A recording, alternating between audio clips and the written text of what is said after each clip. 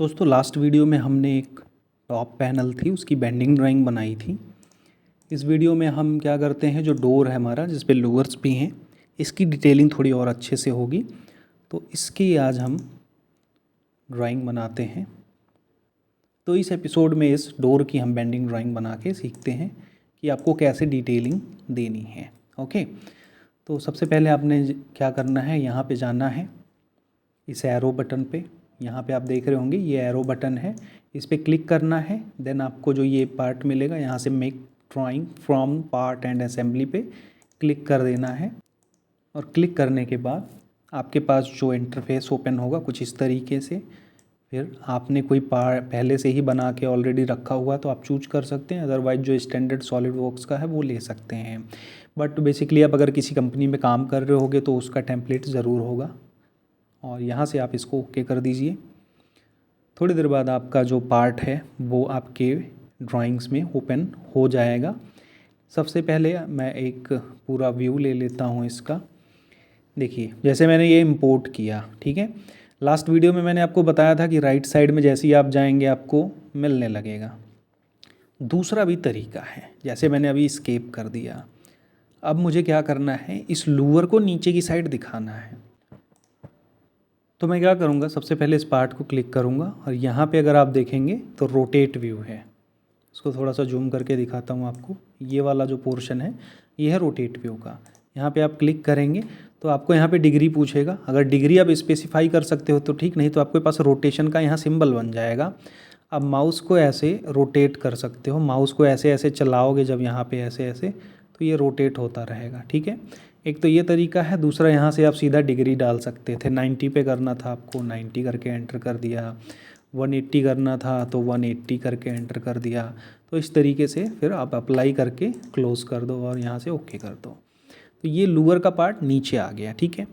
इसको थोड़ा सा और आपको बिग प्रोजेक्शन में दिखाना था। इस पर आप क्लिक करोगे, यहाँ से स्क्रॉल डाउन करोगे, यहाँ से यूज कस्टम स्केल और 2 है 1.2 तो 2.5 कर दो, ठीक है। थोड़ा सा छोटा हो गया, इसको 1.15 कर दो, ठीक है। थोड़ा सा और बड़ा हो गया, आई थिंक ये ज़्यादा अच्छा लग रहा है, या 1.7 कर दो, ठीक है। 1.7 पे अच्छा लग रहा है। तो इस तरीके से आप स्केल चेंज कर सकते हो। अब आपको क्या करना है, इसके व्यूज़ निकालने हैं। तो आप यहाँ पे क्लिक करोगे मॉडल पे और जाओगे यहाँ से जो है ड्राइंग्स में। ड्राइंग्स में आपको यहाँ मिलेगा प्रोजेक्टेड व्यू, ये वाला, ये है प्रोजेक्टेड व्यू। प्रोजेक्टेड व्यू पे आप क्लिक करना है। अब आप राइट साइड में आओगे तो आपको राइट साइड का व्यू मिल जाएगा। लोअर साइड में आओगे तो आपको लोअर साइड का व्यू मिल जाएगा। ऐसे ही आप जो है ऊपर अगर जाओगे या जिस साइड भी आपको लेना हो वो आप क्लिक करके ले सकते हो। फिर मैं इस पर क्लिक करूँगा एंड ड्रैग करके मैं यहाँ पे इसको प्लेस कर दूँगा, ठीक है। इस तरीके से मुझे ये व्यू मिल गए। यहाँ पे वापस मैं जाऊँगा व्यू पैलेट पे, यहाँ क्लिक करूँगा, फ्लैट पैटर्न मैं यहाँ से ड्रैग करके यहाँ पे रख दूँगा। एंड फ्लैट पैटर्न जो है अब देखोगे तो इसके स्केल से छोटा आया है, बिकॉज़ हमने यहाँ मैनुअली किया है। तो इसके फ्लैट पैटर्न को भी क्लिक करके यहाँ से यूज कस्टम स्केल को 1.7 पे स्केल कर देते हैं। तो अब ये इसका फ्लैटन व्यू भी सेम स्केल पे आ जाएगा, ठीक है। तो इस तरीके से ये मैंने ड्रैग कर लिया। अब आप देख रहे होगे कि इसका जो लूवर है ये तो नीचे था बट ये तो ऊपर चला गया।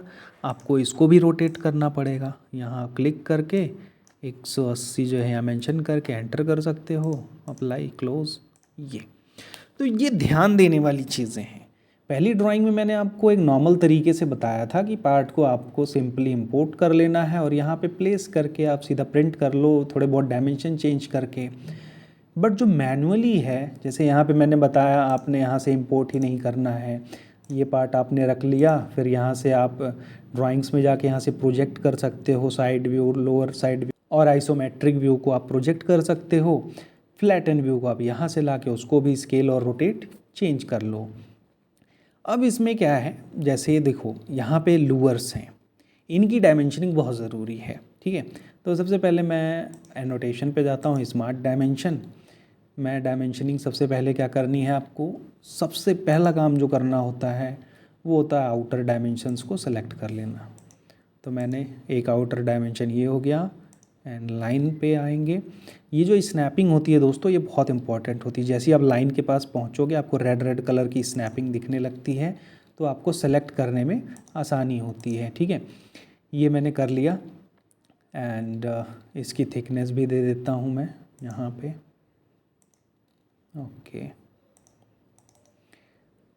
अब इसमें दो तरीके का मैं आपको और सिखाता हूँ। जैसे मैंने ड्राइंग्स में जाके यहाँ से डिटेल व्यू लिया था ना, मान लो कि मैं इस कॉर्नर का डिटेल व्यू ले लेता हूँ और इसको हम पेस्ट कर देते हैं यहाँ पे, और इसका जो स्केल है मैं थोड़ा सा चेंज कर देता हूँ।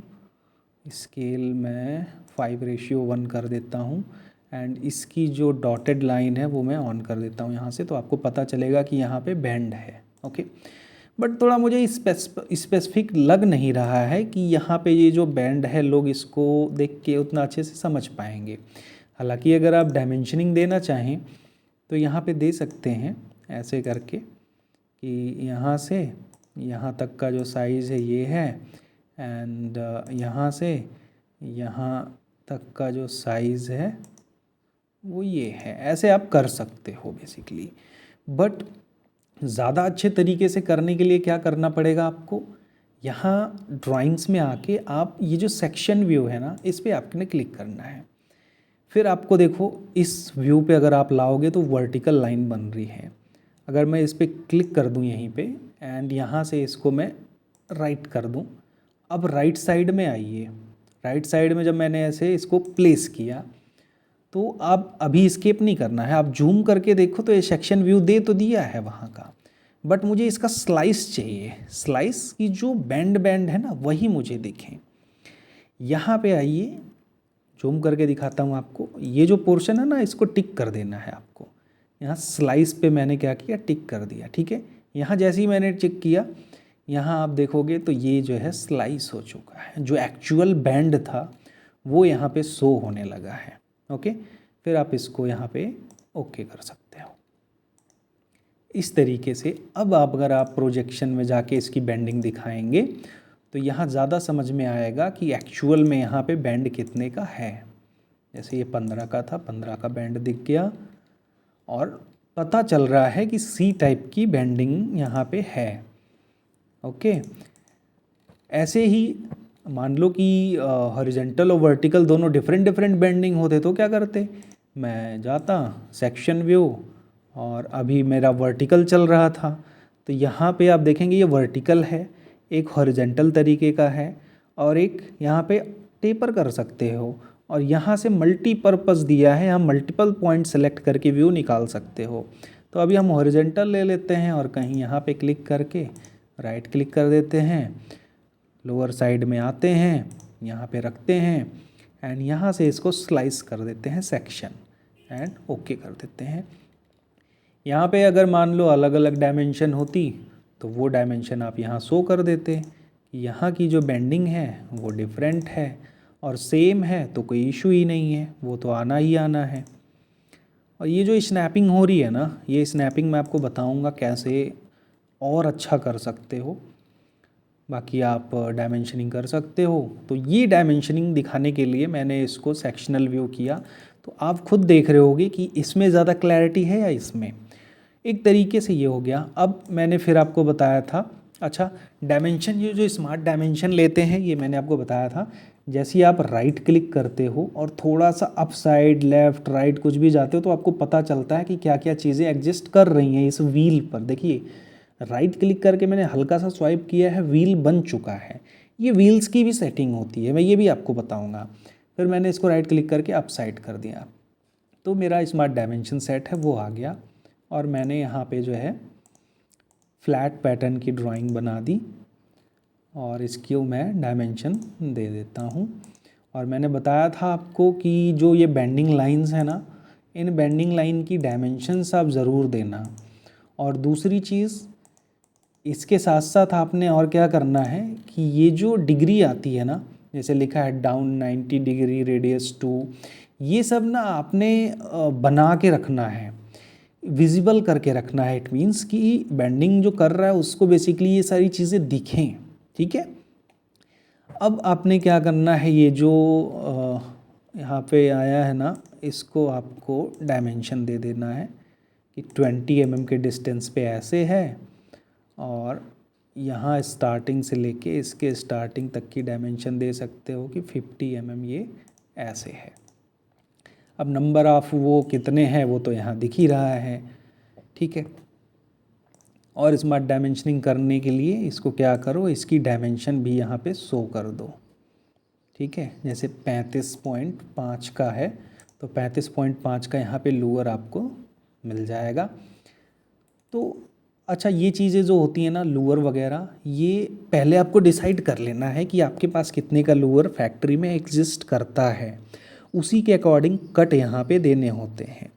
अब बनाने का जितना मर्जी बना लो, लेकिन बेसिकली जो कट दिया जाएगा ना, वो एक लाइन दिया जाएगा, यहाँ से ऐसे एक लाइन दी जाएगी जो कट हो जाएगा, और ज़्यादा कुछ होगा तो 0.5 का एक रेक्टेंगल कट कर देंगे।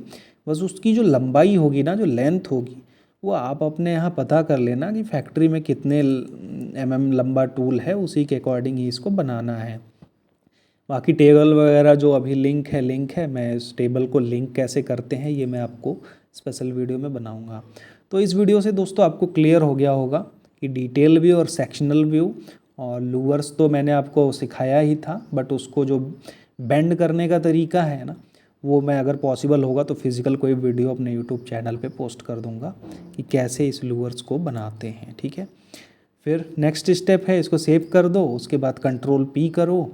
कंट्रोल पी करने के बाद आप यहाँ से प्रीव्यू प्रॉपर्टीज़ चेंज कर सकते हैं। पेज सेटअप में जाके पेज को A4 कर देता हूँ, and scale to fit, and landscape रहने देते हैं, एंड प्रीव्यू कर लेते हैं। प्रीव्यू करने के बाद इसको प्रिंट कर देते हैं। प्रिंट करके ओके कर दीजिए। जहाँ भी इसकी लोकेशन है वहाँ पे रख दीजिए इसको, एंड इसको रीनेम करके आप सेव कर दीजिए, ठीक है। और इसको मैं क्लोज़ कर देता हूँ। तो ये तो 2-3 तरीके के व्यूज़ आपने देख लिए। मिलते हैं नेक्स्ट वीडियो में, तब तक के लिए टेक केयर, बाय।